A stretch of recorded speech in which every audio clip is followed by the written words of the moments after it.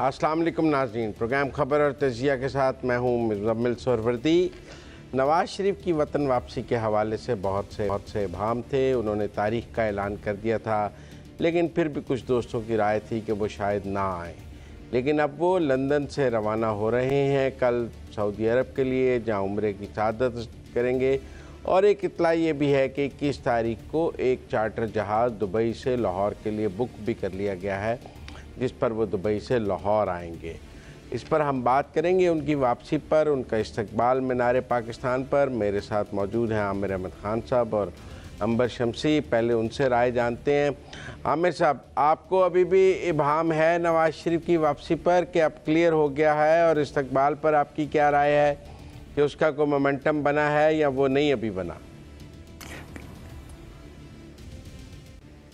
अभाम तो कभी भी नहीं था मुज़म्मिल। मेरा सिर्फ ये कहना था हमेशा से कि उन्होंने देर कर दी और उनको जल्दी आ जाना चाहिए था। लेकिन एक दफ़ा जब उन्होंने अपनी वापसी का फ़ैसला, उसका ऐलान किया बाकायदा, तो उसके बाद से मेरे जहन में तो कभी भी अभाम नहीं था। और उसकी एक बड़ी सीधी सी वजह है कि अगर तो उन्होंने इस मुल्क के अंदर सियासत करनी है, अगर तो उनकी पार्टी इस मुल्क के सियासी मुस्तकबिल में अपने किरदार की अहमियत को, जो कि पिछले 25-30 बरस से वो एक अहम तरीन पार्टी है पाकिस्तान की सियासत के अंदर, तो उस अहमियत को बरकरार रखना है तो उनको बहरहाल वापस आना ही था।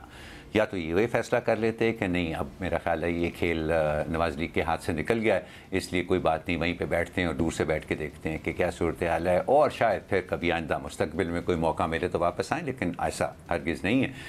उनका फ़ैसला यही था कि अपनी पार्टी को एक दफ़ा फिर से फ़ाल बनाना है, और ये उनके लिए बड़ा चैलेंज होगा। रूट तो उनका ज़ाहिर है जी, हमारे सियासी रहनुमाओं का, वो इक़्तिदार में आते हैं तो भी सऊदी अरब जाते हैं, वो इक़्तिदार से जाते हैं तो भी सऊदी अरब जाते हैं। नवाज़ शरीफ के वहाँ पर कुछ अपने ज़ाती ताल्लुकात भी हैं सऊदी अरब के साथ। उन्होंने जब जनरल मुशर्रफ के साथ एक मुआहदे के तहत वो जब बाहर गए, जलावतनी में गए, तो भी वो सऊदी अरब ही रहे। हालांकि वो शायद सऊदी अथॉरिटीज़ के लिए कोई बहुत अच्छा वक्त उनके लिए नहीं होगा। पहले उन्होंने वहाँ पर इसरार किया कि उन्होंने लंदन जाना है, फिर वो उनकी मर्ज़ी के बग़ैर उन्होंने पाकिस्तान एक दो दफ़ा वापस आने की कोशिश की, तो वो कोई अच्छी यादें तो नहीं होगी, लेकिन बहरहाल उनके ताल्लुकात वहाँ पर हैं। तो शायद वो कुछ वहाँ पर ये सुनगुन भी लें कि उनके सऊदी अथॉरिटीज़ के ख़्याल में पाकिस्तान के सियासी हालात कैसे हैं और वो PMLN का मुस्तकबिल कैसे देखते हैं। तो बड़ी अच्छी बात है जी। वो था जिसका इंतज़ार, वो शाहकार अब लगता है कि आने ही वाला है। मुझे जो ज़्यादा दिलचस्पी जी उनके इस्तकबाल वगैरह से नहीं है, एक कोई इस तरह की बातचीत चल रही थी कि शायद फ़िलहाल नवाज़ लीग ने अपने जलसे जुलूस जो हैं वो कुछ अरसे के लिए मौखर करने की हिकमत अमली पर भी वो गौर कर रही है। मुझे नहीं पता उसका क्या नतीजा निकला है, लेकिन मुझे उनके इस्तकबाल से कहीं ज़्यादा दिलचस्पी ये देखने में है कि फ़िलहाल तो उनकी पार्टी के पास इसके अलावा कोई और नैरेटिव नहीं है कि नवाज़ शरीफ आएंगे तो सब कुछ ठीक हो जाएगा और पाकिस्तान एक दफ़ा फिर तरक्की की राह पर गामज़न हो जाएगा। और मेरे राती राय के अंदर ये नैरेटिव काफ़ी नहीं है, क्योंकि कोई ऐसी जादू की छड़ी होती तो वो 16 माह के लिए उधार दे देते अपने भाई को। वो इतनी तबाही जो 16 महीने के हमने अंदर देखी है, जितनी ख़राबी देखी है, जितनी माशी गिरावट हमने देखी है, शायद हमें ना नज़र आती। तो अब सवाल, और मैं काफ़ी देर से ये बात कर रहा हूँ कि इन इंतखाबात में सवाल ये है, ये नहीं कि कौन करेगा, सवाल ये है कि कैसे करेगा। और ये कैसे करने का जो सवाल है उसका जवाब अगर उनके पास है तो फिर तो वाकई उनकी वापसी जो है वो पाकिस्तान के लिए उसकी अहमियत भी बहुत है और मेरी ज़ाती तौर पे उसके अंदर दिलचस्पी भी कोई नहीं है। लेकिन अगर यहाँ पे आके उनका ख्याल है कि वही रवायती जलसे जुलूसों से और ये कि नवाज़ शरीफ हूँ, मैं आ गया हूँ और अब मैं ठीक कर लूँगा, अगर ये वाली उन्हें सियासत करनी है तो फिर जो PMLN को आने वाले इंतखाबात से पहले जिन मुश्किलात का सामना करना पड़ेगा इस तरह की सियासत में, वो देखना भी मेरा ख्याल है काफ़ी दिलचस्प होगा। जी अंबर, आपको भी लगता है कि मुस्लिम लीग नून के हाथ से ट्रेन निकल गई है? नहीं मुज़म्मिल, मैं कहूँगी कि ट्रेन अभी निकली तो नहीं है। और मेरे ख्याल में कि हमने इस पर काफ़ी बात की कि कितने लोग होंगे, कितने आदमी होंगे मीनार पाकिस्तान में, ये वाकई किस किस्म का, कितना तारीख़ी ये जलसा होगा नंबर्स के हवाले से। लेकिन मेरे ख्याल में कि सबसे पहले आपने जो सवाल किया था कि स्पेकुलेशन क्यों हो रही थी, बहुत सारे जो इंटरनल एक मैसेजिंग आ रही थी पाकिस्तान मुस्लिम लीग नवाज से कि एक ग्रुप है जो समझता है कि मियां नवाज शरीफ को वापस नहीं आना चाहिए। दूसरी तरफ आपको पाकिस्तान पीपल्स पार्टी की तरफ से मैसेजिंग नजर आ रही थी कि मियां नवाज शरीफ आ रहे हैं, नहीं आ रहे, तो इबहम क्रिएट किया जा रहा था मेरी नज़र में। लेकिन जब लीगल टीम के साथ मुशावरत भी हो गई थी, मेडिकल रिपोर्ट सबमिट हो गई थी, एक तारीख दे दी थी, उनका इस तारीख से पीछे हटना मुश्किल ही हो गया था। लेकिन जो अहम इस वक्त बात यह है कि हमने उनकी गिरफ्तारी के हवाले से भी बात कर ली कि अब वो जलसे में कहेंगे क्या, क्योंकि एक जो उनका बयानिया जो सामने आया था, उनका जो खिताब था, जिसके बाद शहबाज शरीफ साहब भागे लंदन भी गए थे और उस पर भी बातचीत हुई थी, जिसमें फैज और जनरल बाजवा के हवाले से बात की थी।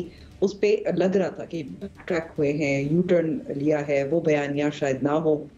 उनके साथ हैं इरफान सिद्दीकी साहब, करीब भी रहे हैं, लिखते भी, कॉलम निगार भी हैं, लिखते भी हैं, और उनका तो यही कहना है फिलहाल कि मियां नवाज शरीफ अपने बयानिए पे कायम है। लेकिन वो क्या होगा?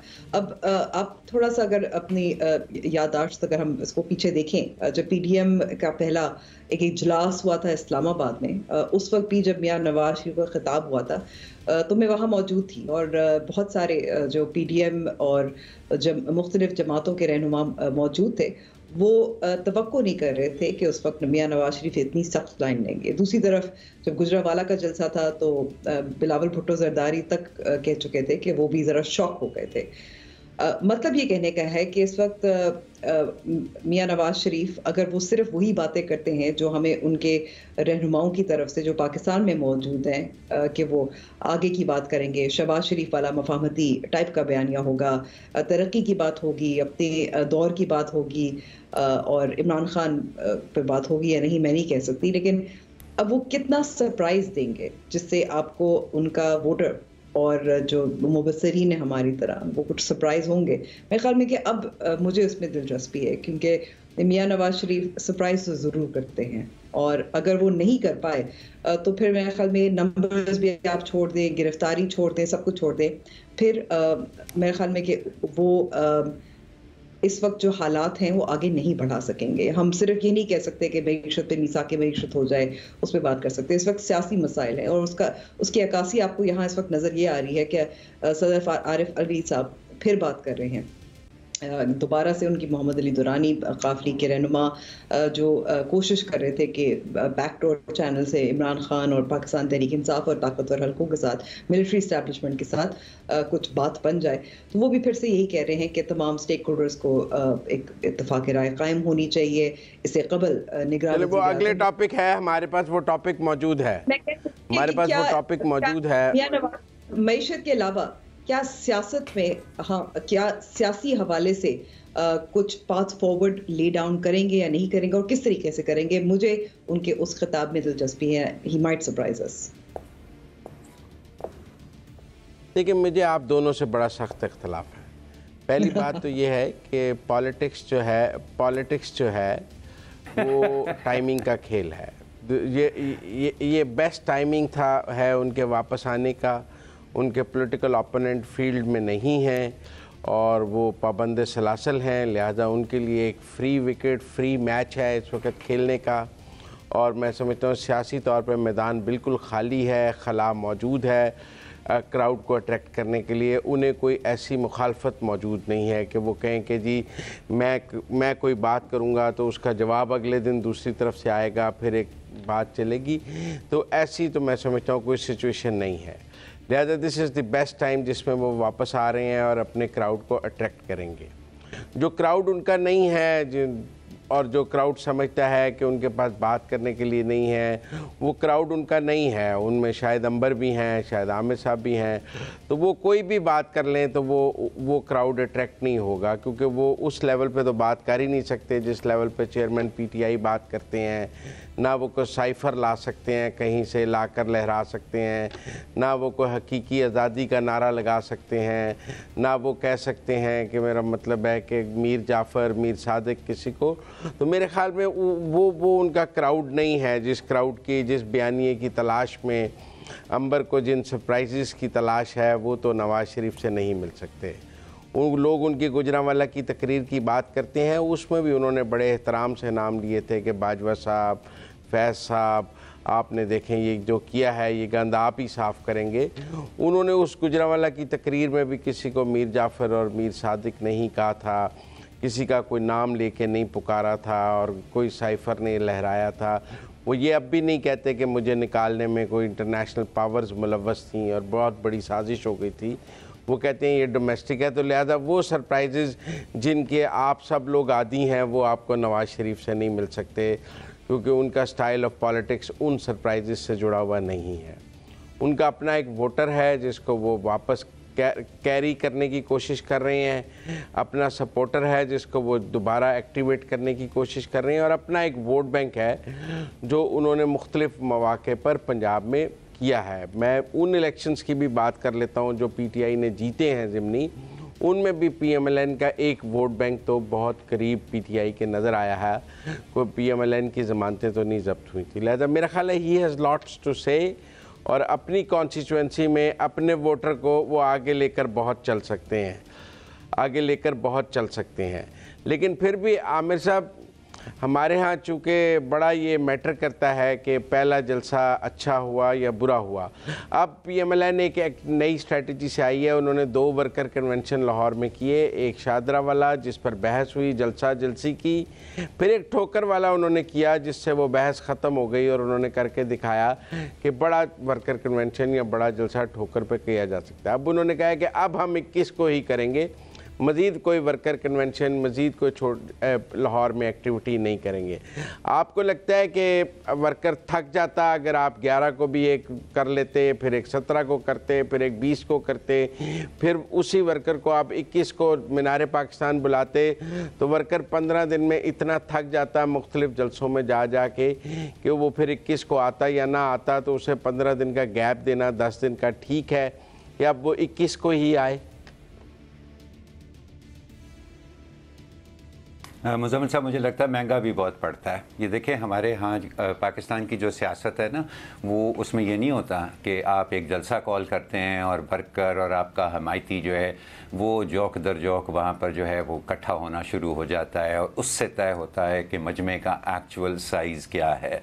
यकीनन पार्टी का कमिटेड वर्कर आता है जलसों के ऊपर, पार्टी के कमिटेड वोटर की भी एक बड़ी तादाद जलसों में आती है। लेकिन अगर आपने वाकई एक तारीख़ी जलसा, या जिस किस्म के हम अल्फाज इस्तेमाल करते हैं ना अपने सियासी जलसों के लिए, तारीख़ी और हर चीज़ तारीख़ी होती है यहाँ पे, और अजीम शान जलसा, अगर आपने वो करना होता है तो फिर उसके लिए मेहनत भी बहुत करनी पड़ती है, ख़र्चा भी बहुत करना पड़ता है। उसका बाकायदा एक पाकिस्तान के अंदर फार्मूला तय है कि कितने मकामी लीडर, उनकी क्या ज़िम्मेदारी हो, हर किसी के ज़िम्मे कितनी बसें हों, कितने वर्कर उसने लाने हों, तब जाके वो जलसे का वो साइज़ बनता है। और ये हर पॉलिटिकल पार्टी के लिए ये बात दुरुस्त है। ये खाली नवाज़ लीग की बात नहीं है, PTI के साथ भी यही बात दुरुस्त है पाकिस्तान में, और पीपल्स पार्टी के साथ भी यही मामला है। सो आई थिंक कि ये बार बार लोगों को इकट्ठा करना जो है, इसमें खर्चे का भी काफ़ी ज़्यादा एलिमेंट था। लेकिन जहाँ तक आपने थकावट का कहा, मैं तो समझता हूँ कि 21 वाला भी ज़रा गैर ज़रूरी था, क्योंकि पाकिस्तान की तारीख़ में अगर आप देखें तो आखिरी 2-3 हफ्ते होते हैं जब सियासी जमातें बाकायदा इंतखाब के ऊपर फोकस्ड जलसे जुलूस जो हैं उनका सिलसिला शुरू करती हैं। लेकिन बारह देखते हैं कि क्या बनता है। ये है तो आपकी बात बिल्कुल सही कि पहला जलसा जो होता है या कोई किक ऑफ इवेंट जो होता है उसकी एक अहमियत होती है। So let's see what's in store for him. Aamir साहब तो कहते हैं अंबर पैसों की कमी की वजह से ये वर्कर कन्वेंशन जो है ना ये मनसूख किए गए हैं, और उनके मुताबिक ये इतना महंगा काम हो गया कि अब मुस्लिम लीग नून के पास मज़ीद पैसे नहीं है कि वो इतने वर्कर कन्वेंशन कर सके। अब इस पे तो मैं क्या ही स्पेकुलेट करूं। वो खर्चना ज़रूरी नहीं समझती है स्टेज के ऊपर, आगे 4 महीने बैठे हैं। तो आपका तो कि खुला मैदान है, तो फिर जलसे करने की जरूरत क्या है, छोटे मोटे जलसे करने की जरूरत क्या है। 2-3 कर दिए, कॉर्नर मीटिंग्स कर दी, अपने अपने हलकों में ऑर्गेनाइज कर लिया, लोगों को फैसिलिटेट कर लिया, काफ़ी है 21 अक्टूबर को। लेकिन आप जो इख्तलाफ कर रहे थे, मैं इसको समझने की कोशिश कर रही थी कि इख्तलाफ है क्या, और वो मुझे समझ नहीं थी। देखिए, इस वक्त जो हम क्या बात कर रहे थे, टाइमिंग जो ऐलान किया था पाकिस्तान मुस्लिम लीग नवाज ने, उसी के मुताबिक मियां नवाज शरीफ वापस आ रहे हैं। अब मैं इख्तलाफ करूं ना करूं, आमिर साहब करें ना करें, उससे क्या फ़र्क पड़ता है। पाकिस्तान मुस्लिम नवाज ने जो एक तारीख का ऐलान किया था और जो वो बिल्ड कर रहे हैं वो कर रहे हैं, क्योंकि अभी तक स्पेकुलेशन ये थी कि शायद वो वापस ना आए, उनको पैगामात भेजे गए हैं या अपने बयानिए को थोड़ा सा नरम कर दें। ये स्पेकुलेशंस इस अरसे में चल रही थी। तो टाइमिंग का तो सवाल ही नहीं होता ना कि अब वो आ रहे हैं। दूसरी बात यह है कि आपने कहा कि खुला मैदान है, अपने वर्कर्स से वो खिताब करेंगे और आगे जो मर्जी करें। मुझे उससे ज़रूर आपकी बात से इख्तिलाफ है, मैं वजह बताती हूँ। एक तो ये कि आपने बिल्कुल सही कहा, खुला मैदान है, कंपटीशन नहीं है। दूसरी एक तरफ है पाकिस्तान पीपल्स पार्टी, बिलावल भुट्टो जरदारी साहब हैं, उनकी एक लिमिटेड ऑडियंस है और वो पंजाब उनकी ऑडियंस तो नहीं है। दूसरी तरफ इमरान खान साहब ज़ाहिर है जेल में हैं, तो उनके जो भी लोग इस वक्त कर सकेंगे वो ज़ाहिर उस पैमाने का तो कर ही नहीं सकेंगे जलसा। तो इसका ये मतलब है कि अगर आपके पास कंपटीशन नहीं है, अगर आप मुल्क में जो हालात है, मईशत के अलावा हम बहुत बात करते हैं मईशत की, जो सियासी हालात है उसको भी आप एड्रेस ना करें बतौर एक सीनियर सियासतदान जिन्होंने बहुत अदवार देखे हैं, जिलावतन भी हुए हैं, उनको भी और उनका बयानिया एक ज़माने में क्यों निकाला था वो भी उन्होंने किया।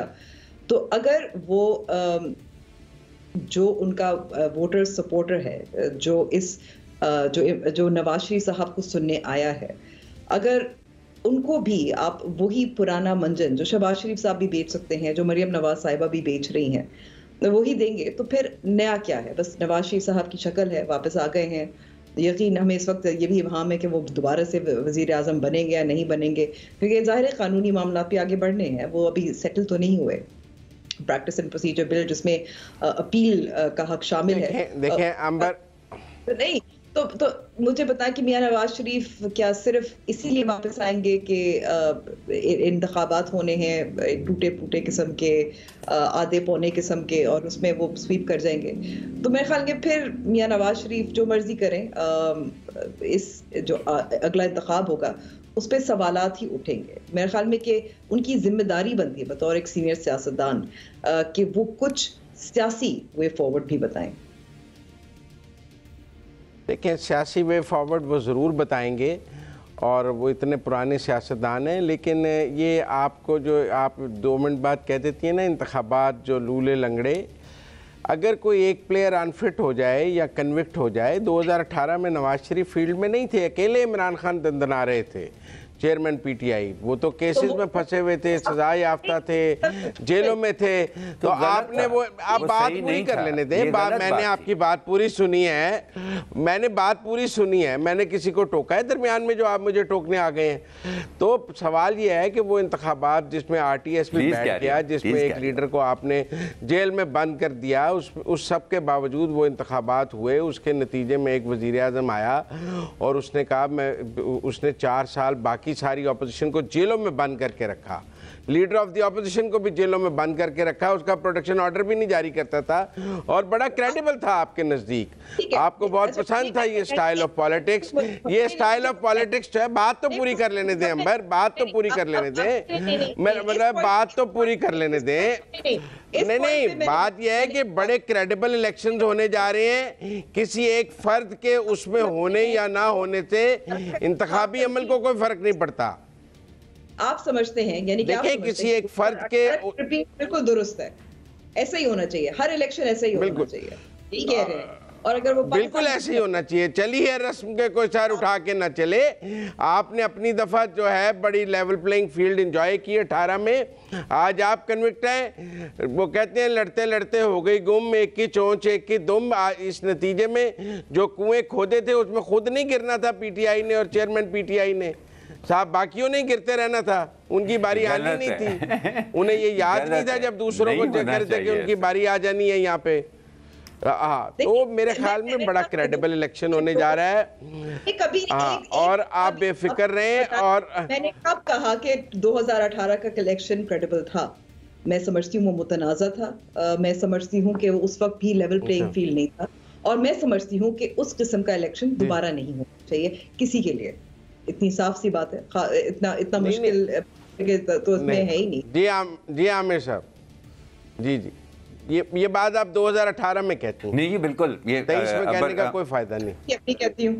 हाँ नहीं, उस वक्त भी गई थी, उस वक्त भी गई थी, उस वक्त भी कहा था जी, उस वक्त हम सब ने कहा था मुजम्मिल साहब, लेट्स नॉट फॉरगेट, उस वक्त कोई यहाँ पर उछल कूद नहीं रहा कि वाह वाह वाह बहुत अच्छा इलेक्शन हो गया, ना नवाज शरीफ की उसमें अदम मौजूदगी की किसी ने हमायत की थी, और ना आरटीएस के बैठने की किसी ने कोई शायद ही कोई ऐसा हो सवाए उनके अपने प्रोपेगेंडिस्ट के, पीटीआई के अपने प्रोपेगेंडिस्ट के, जिसमें उस वक्त रियासती इदारे भी उनका प्रोपेगेंडिस्ट बने हुए थे, उनके अलावा किसी ने नहीं कहा था कि ये आरटीएस बैठने से कोई फ़र्क नहीं होता। उस वक्त भी बड़ी तनकीद की थी। तो एक काम जो पहले गलत हुआ और उसका एक पार्टी ने फ़ायदा उठाया, और उस पार्टी के फ़ायदे उठाने से देखें मुल्क को नुकसान कितना हुआ।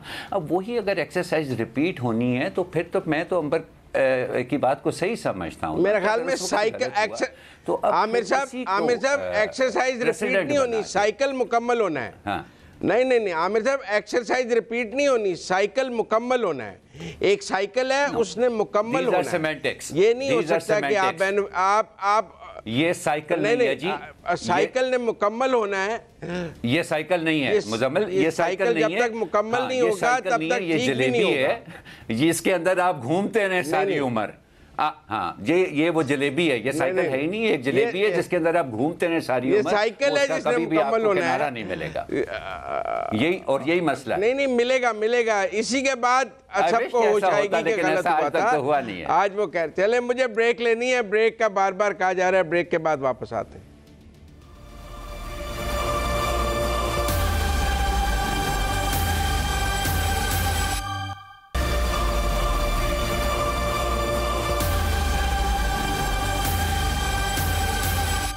वेलकम बैक नाजरीन, प्रोग्राम खबर और तजिया में एक बार फिर खुश आमदीद। पाकिस्तान के अंदर सियासी गर्मा गर्मी तो नवाज शरीफ साहब की आमद के बाद ही शुरू होगी, लेकिन thanks to my friend Muzammil Suhrawardy, हमारे प्रोग्राम में उन्होंने अभी से ही गर्मा गर्मी शुरू कर दी है। और क्योंकि अगला हमारा मौजू भी सियासी नौयत का ही है, तो लगता है कि इस प्रोग्राम में कम से कम ये गर्मा गर्मी जारी रहेगी।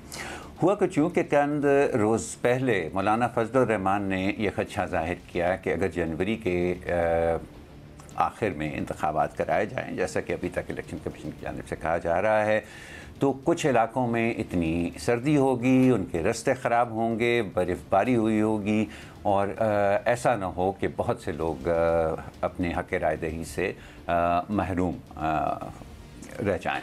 और उनकी तजवीज़ ये थी कि इसको ज़रूर जहन में रखा जाए इंतखाबात की हतमी तारीख़ तय करते हुए।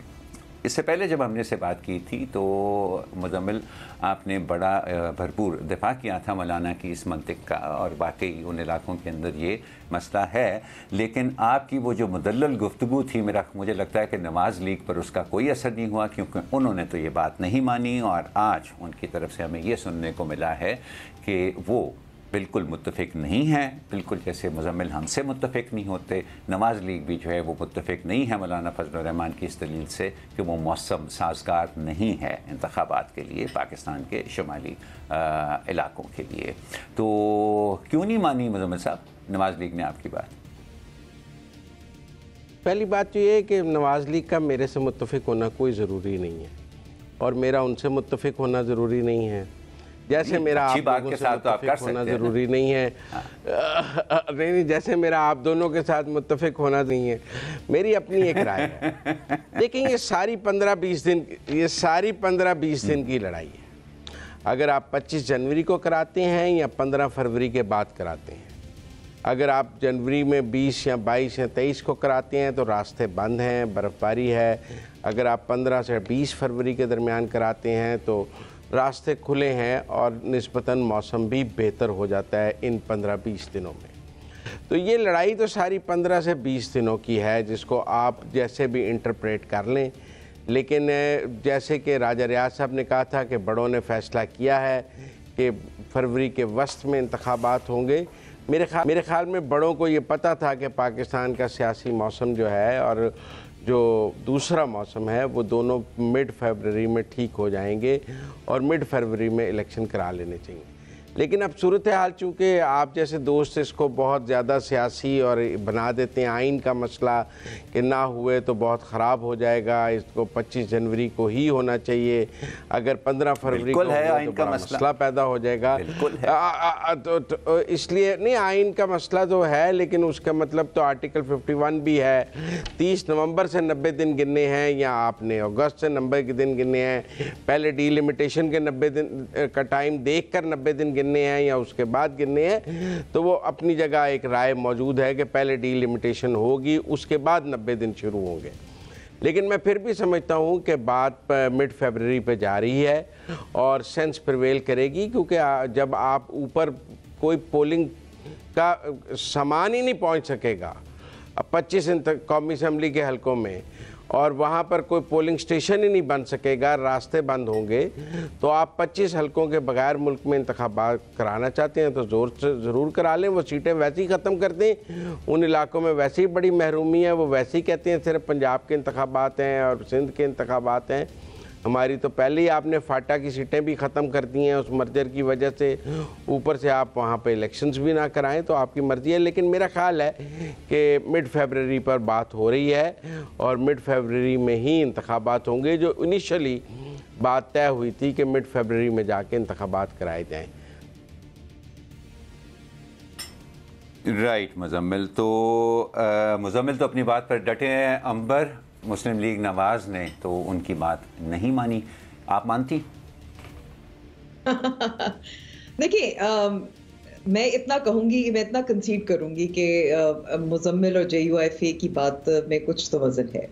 जाहिर है ऐसे इलाके हैं जहां हम वैसे ही कहते हैं कि चाहे ख़वातीन का वोट हो या दूर दराज इलाकों में लोगों का वोट हो या टर्न आउट हो, ये सब इश्यूज होते हैं जो आपके पोलिंग स्टेशंस में सेग्रीगेशन नहीं होती, आप सही इलाकों में पोलिंग स्टेशन नहीं होता, वहाँ ट्रांसपोर्ट का मामलात होते हैं, तो फिर ये मसाइल खड़े हो जाते हैं। और तो उस हद तक मेरे ख्याल में JUIFA अपना ज़ाहिर वोट बैंक और जिन इलाकों में वो अपना वोटर दिख रहे हैं उनका खदशा दुरुस्त है। और दूसरी तरफ अगर देखें तो पाकिस्तान मुस्लिम लीग नवाज का वोट बैंक उन इलाकों में तो वो नहीं है।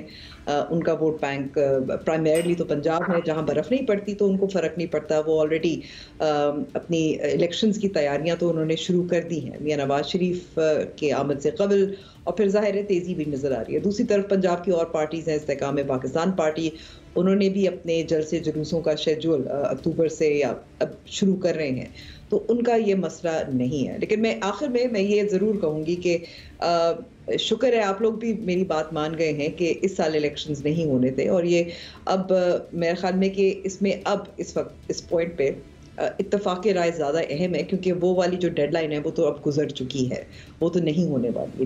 इलेक्शन कमीशन ऑफ पाकिस्तान तो बहुत वाज़ेह तौर पर कह चुका है, लेकिन अब तारीख क्या हो और उसका तरीक़ाकार क्या हो और क्या वो फ्री एंड फेयर हो, उस पर इत्तफाक़ राय होनी चाहिए तमाम सियासी जमातों की। और शायद ये नेगोशिएशन भी चल जाए, ज़ाहिर है उनके ताल्लुकात भी हैं, बातचीत है, तो देखते हैं।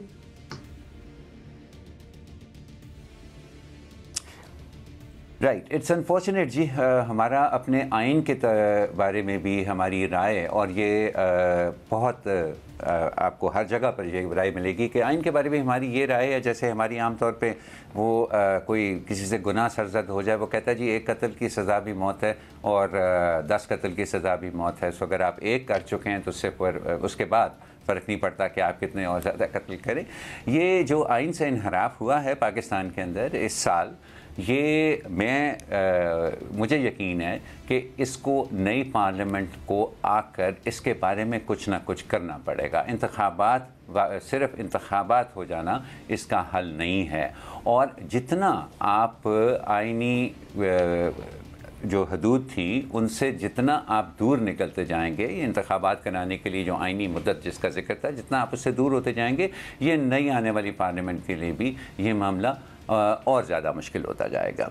लेकिन इसके साथ साथ मुजम्मिल, वेरी क्विकली, बहुत थोड़ा सा हमारे पास टाइम है, एक चीज़ जो कि मैं आपसे पूछना चाहूँगा कि इस वक्त किसी भी रिवायती सियासी जमातों का, पीपल्स पार्टी, नवाज़ लीग, JUIF या वो जमातें जो PDM में शामिल थी और जिन्होंने 16 माह हुकूमत की है, क्या उनका किसी भी मामले इत्तफाक करना और इकट्ठे हो जाना पीटीआई के इस नैरेटिव को हवा नहीं देगा कि देखा ये सब एक जैसे हैं, हम तो पहले ही कहते थे कि ये चोर डाकू हैं और अब ये सब हमारे ख़िलाफ़ जो है ये इंतखाबात के लिए भी इकट्ठे हो गए हैं। तो शायद ये भी वजह है, क्या ये भी वजह हो सकती है कि हर पार्टी जो है वो अपना अपना रास्ता लेने पर मुसर है। हालांकि आपकी बड़ी मुदल्लल बात थी शुमाली इलाके में मौसम के बारे में जो भी आपने बात की, तो क्या ये वजह हो सकती है?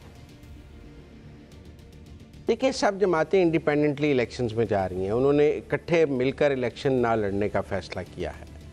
पीडीएम की कोई सियासी जमातें आपस में मिलकर कोई एक निशान पर, एक इत्तेहाद पर इलेक्शन नहीं लड़ रही हैं।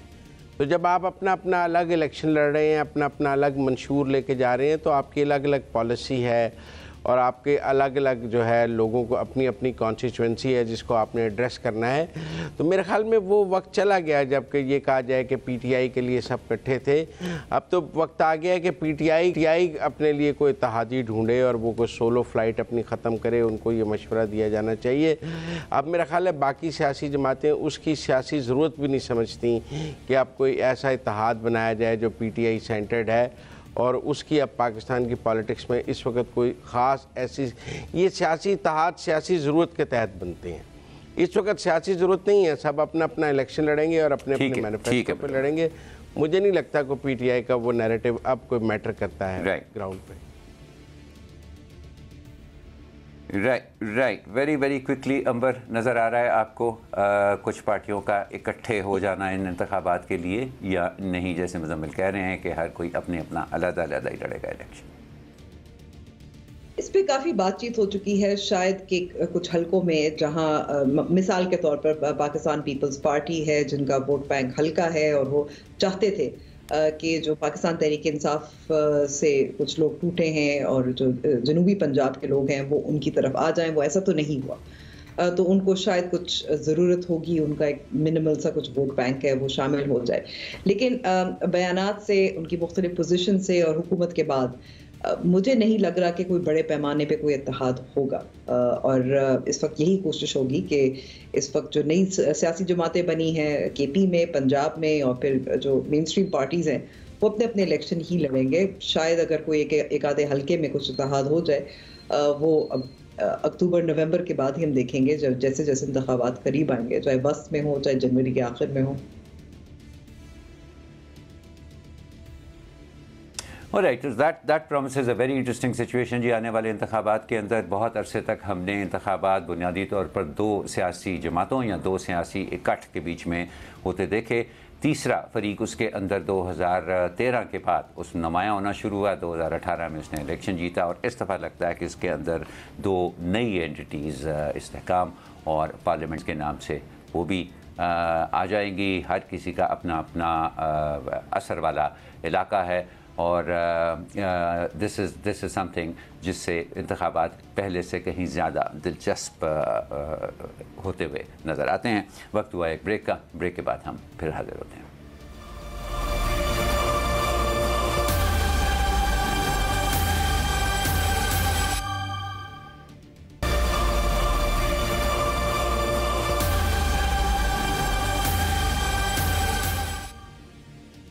प्रोग्राम एक बार फिर खुशामदीद। और ब्रेक से पहले हम बात कर रहे थे इंतखाबात का, और इंतखाबात में हमने देखना होगा कि पाकिस्तान तहरीके इंसाफ से दो नई जो सियासी जमातों ने जन्म लिया था, एक खैबर पख्तूनख्वा में और दूसरा पंजाब में, उनका क्या मुस्तकबिल होगा, उनकी कामयाबी किस हद तक होगी।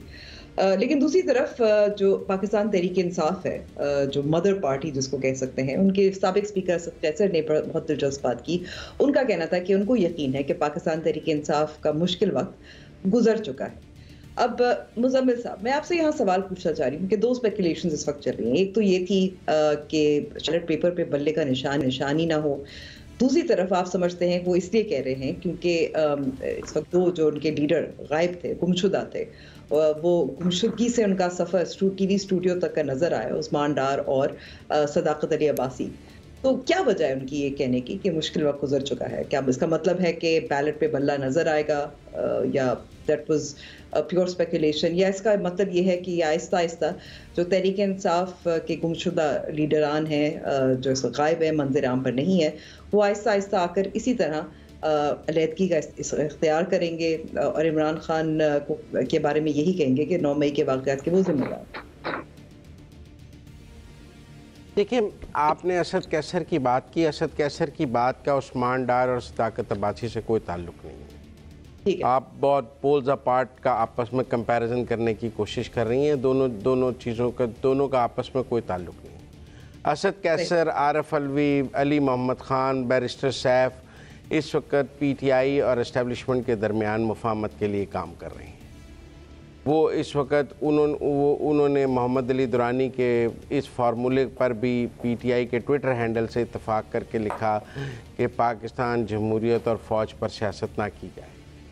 और वो बिल्कुल जो आप जिस बयानिए के सहर में हैं चेयरमैन पीटीआई के एंटी इस्टेब्लिशमेंट, वो उसकी नफ़ी कर रहे हैं और उनका ख्याल है कि उससे अब वापस उस बयानिए पे आने की ज़रूरत है जो शहबाज शरीफ का बयानिया है।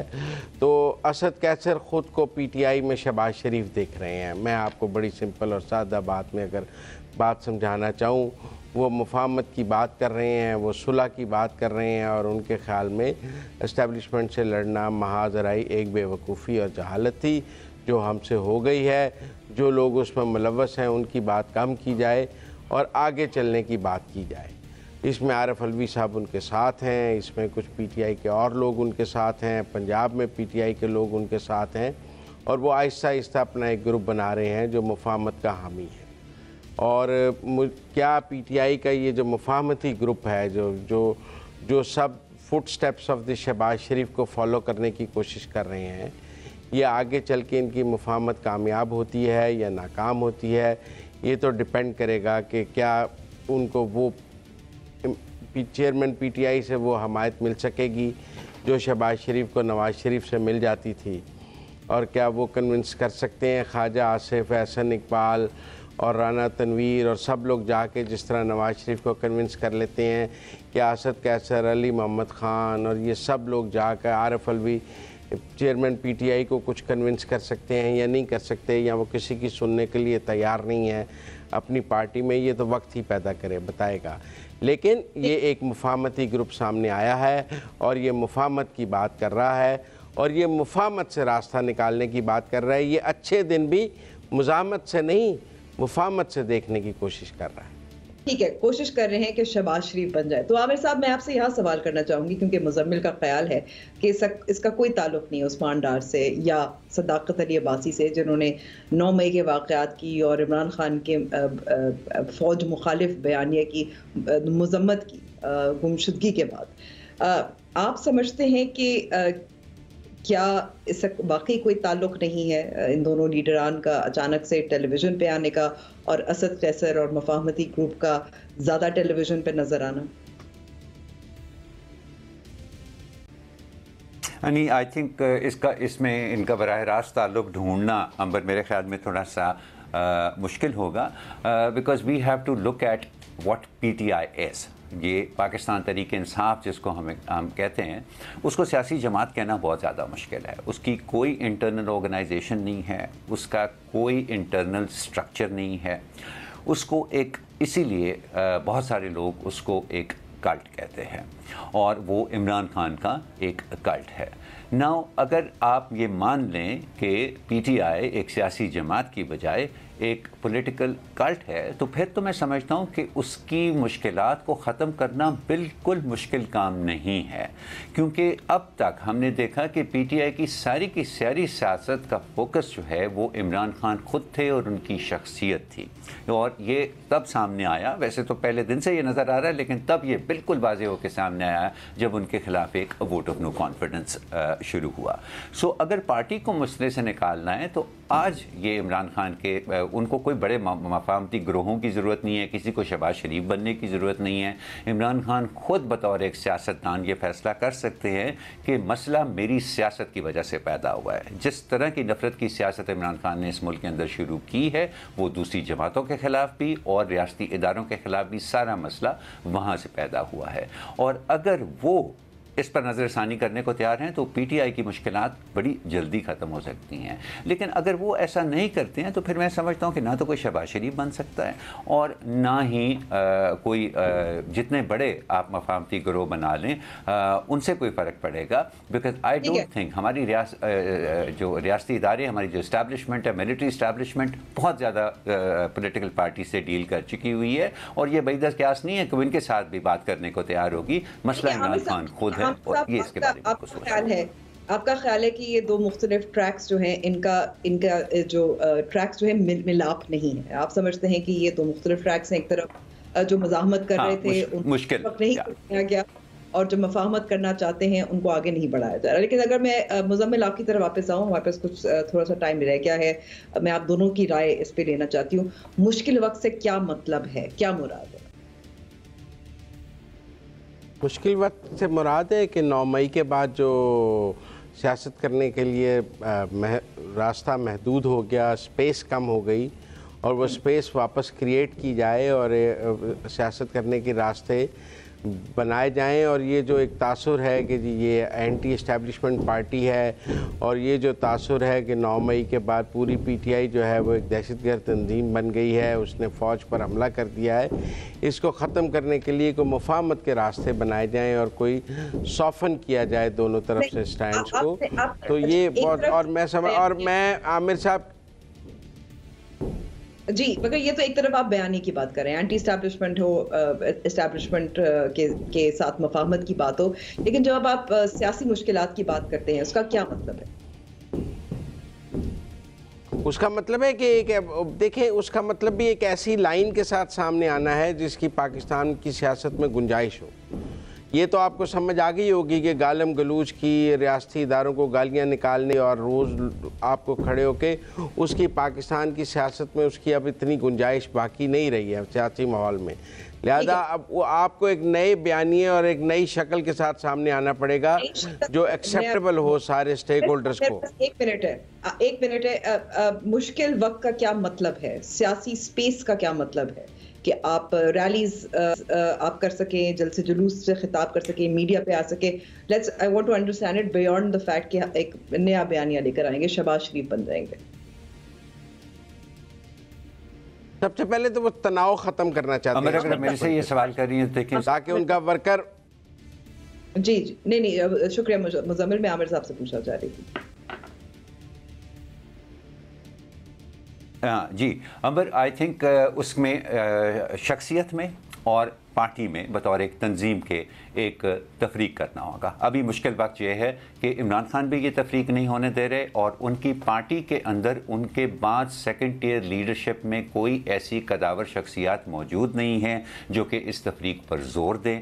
पार्टियाँ, लीडर बदलते रहते हैं, पार्टियों के अंदर पार्टियां जिंदा रहती हैं। आपके हमसाया मुल्क के अंदर देखें कि कांग्रेस का लीडरशिप कहाँ से शुरू हुई थी और बीजेपी की लीडरशिप कहाँ से शुरू हुई थी, आज उनकी लीडर्स कौन हैं।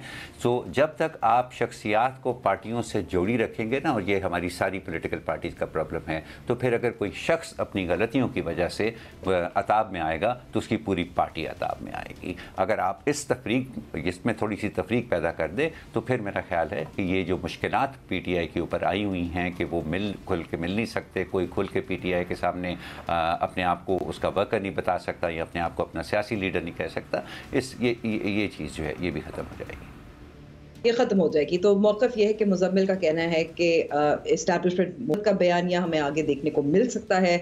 आमिर साहब का कहना है कि शख्सियत से बालातर एक सियासी जमात शायद बन सकती है पाकिस्तान तहरीक इंसाफ, अगर मफाहमती बयाने को लेकर आगे चले और सियासी जमात बन जाए। प्रोग्राम खबर और तजिया का वक्त ख़त्म हुआ है। खुदा हाफ़िज़।